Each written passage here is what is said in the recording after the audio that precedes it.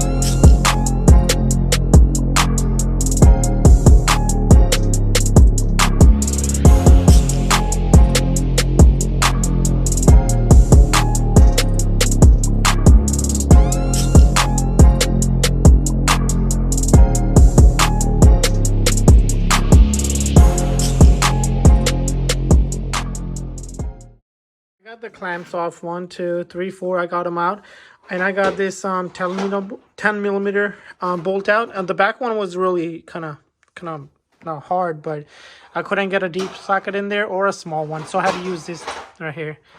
I had one laying around, 10 millimeter, and you use that in the back. It's really easy.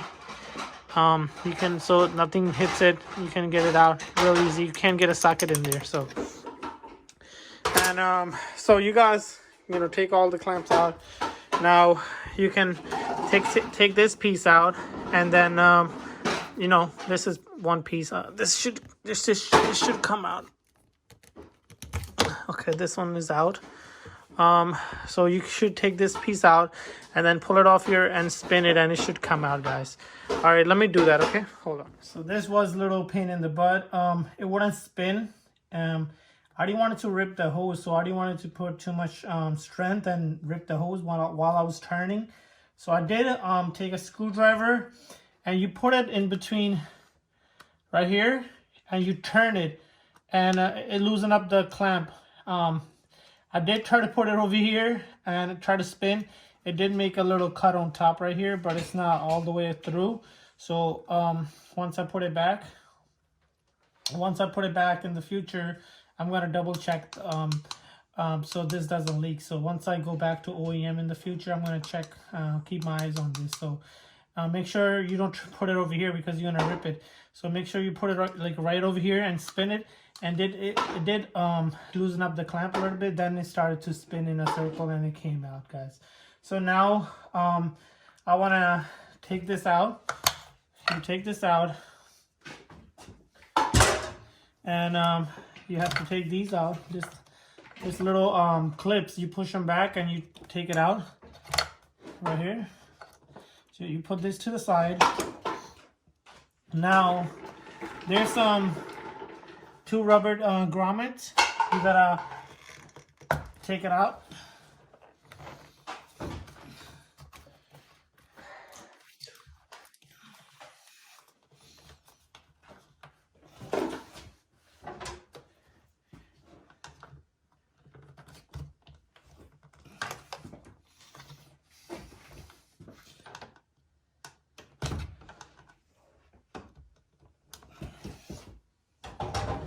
I don't want to break it, so okay, you got both of them out. So once for now, pretty much you gotta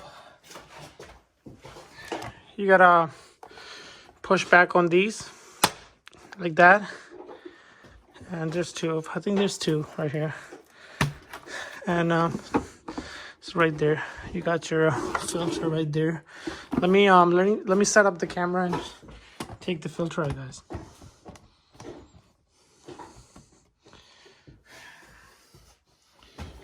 So you gotta push back like that and take the filter out. It's real easy. This car, now I bought this car brand new. The car has like about 7,700 miles on it, and that's how the filter looks. It looks, I mean, don't look that bad. I've seen worse. But yeah, that's how the filter looks. It's dirty right here, mostly dirty right here, but it looks pretty decent. Let me show you guys the PRL. So this is the PRL. You guys can see the difference. This one is bigger, and that's the PRL. It's the same size, looks the same. And since this was used, I want to clean it up a little bit before I put it in. And once I do that, guys, I'm gonna come back and put this filter in and put everything back together, and we'll be done. I'm gonna show you guys one thing that a lot of guys don't do. So the radiator hose, a lot of guys, I noticed their hose, the bottom of the hose hits the PRL one. This one in the bottom, if let me see if, yeah, right there, You see that little cut right there? It happens because of the radiator clamp is pointing up. So you want to turn this around like a sideways. Like you just let me see if I can do it.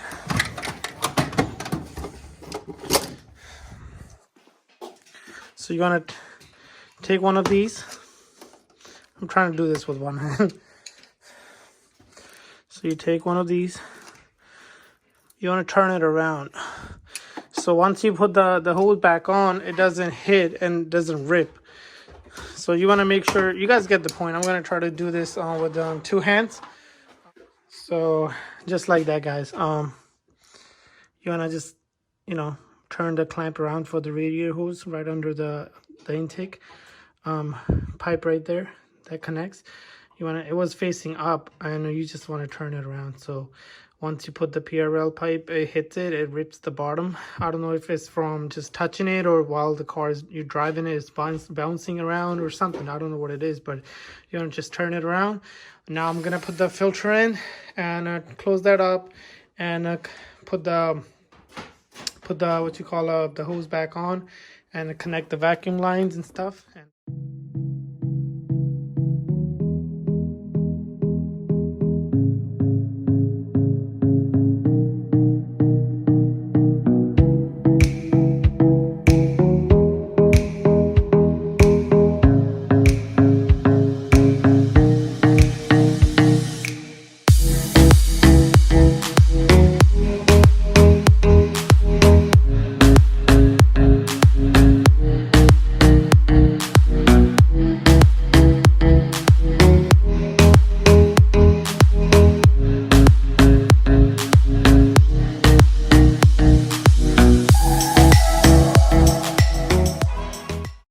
This thing ready, the hose is ready.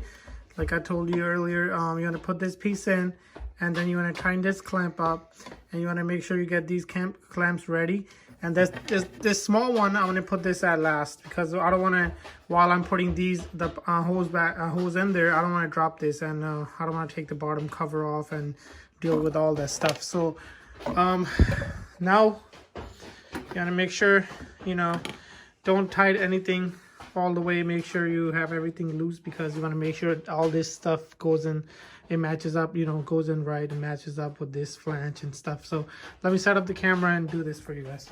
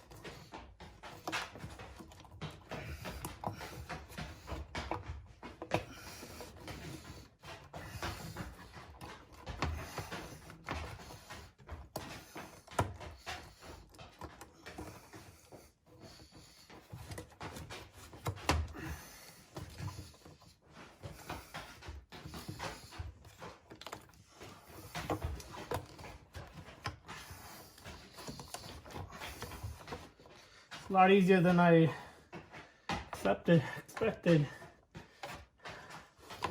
So you wanna put this clamp in right here, and you wanna put this piece in like that. I want to make sure nothing hits this because that piece is right on top of the flange. This pipe right here, because once you put this on, it's hitting it. So I gotta find some way so it doesn't hit it.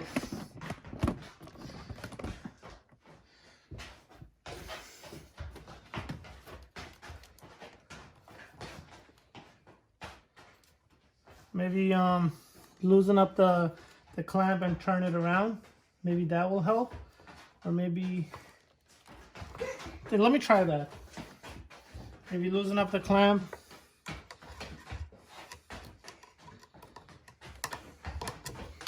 Need a small screwdriver.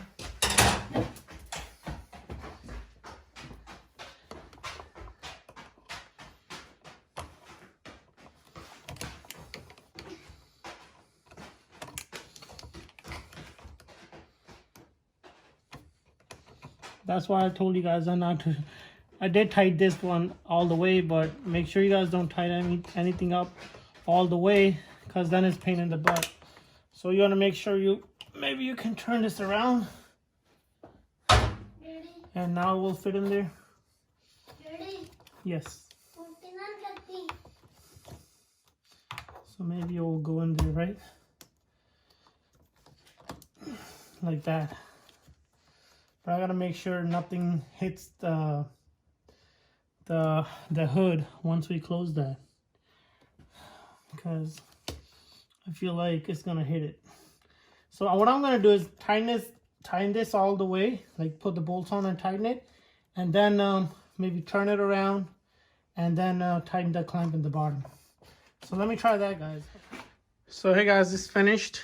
To be honest, it didn't take me that long.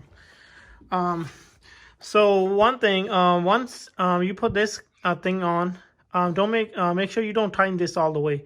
You tighten this at the end, because you want to make sure this piece doesn't hit this, and your hood closes and everything, because when you turn this the other way around, this part gets higher, so I'm sure it's gonna hit the hood. So this is how I did it. I still have to close the hood and check and everything, but it looks pretty nice. It is almost 11 at night, so I cannot really, drive the car. I do have my son with me. So I'm going to start it up and see how it sounds. I'm going to start the car. It's pretty late right now, but I do have the garage closed, and I have my son with me, so I can, take it for a drive. But I want to start it and see how it sounds, and so you guys hear it.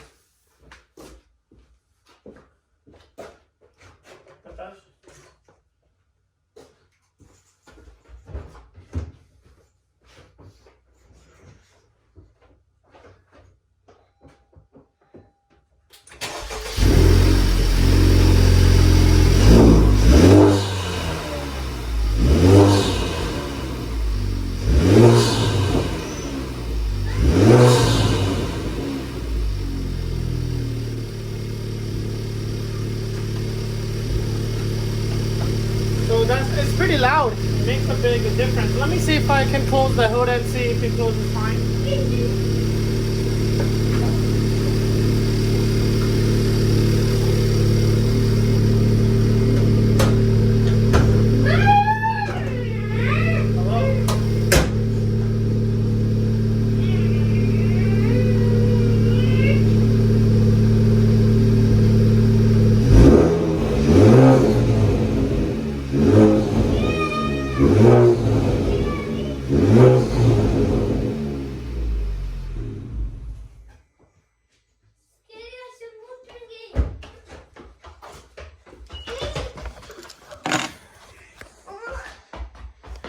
So it's pretty loud, guys.